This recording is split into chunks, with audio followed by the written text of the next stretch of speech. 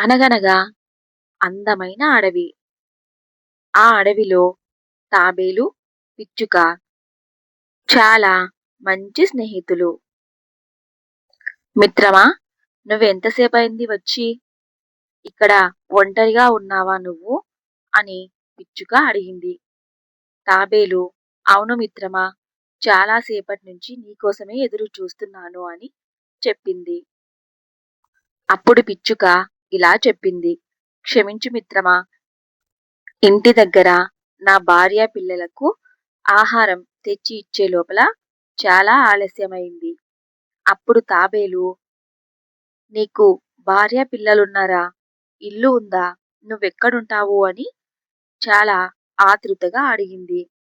అప్పుడు ఆ పిచ్చుక, రామిత్రమా, నా ఇల్లు చూపిస్తాను అంటూ తాబేలును తన నివాసం ఉంటున్న ఇంటి దగ్గరకు తీసుకొని వెళ్ళింది. పిచ్చుక తను కట్టుకున్న ఇల్లును చూపిస్తూ ఇలా చెప్తుంది. ఇదే మిత్రమా నా ఇల్లు, నా ఇద్దరు పిల్లలు, నా భార్య అంటూ తాబేలుకు వివరించింది. పిచ్చుక ఇంటిని చూసిన తాబేలు ఇలా మాట్లాడుతుంది. నీ ఇంటి కంటే నాపై ఉన్న డొప్పే బాగుంది.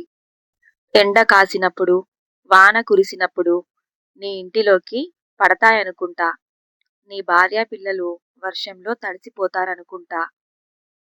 నేనైతే ఎండ వచ్చినా, వర్షం వచ్చినా, ఇంకేమొచ్చినా భయపడకుండా ఎంచక్కా నా డొప్ప లోపల దాక్కుంటాను అని చెప్పింది.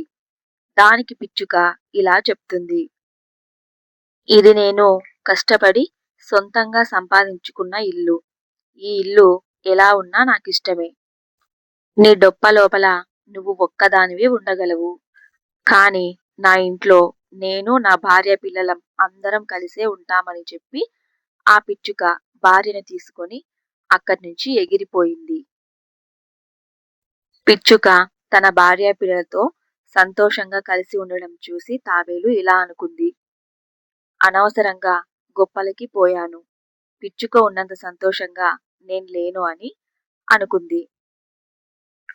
ఇంకెప్పుడు ఎవ్వరిని తక్కువ చేసి మాట్లాడను అని అనుకుని తాబేలు అక్కడి నుంచి వెళ్ళిపోయింది. పిచ్చుక తన భార్య పిల్లలతో గూటిలో చాలా సంతోషంగా ఉంది.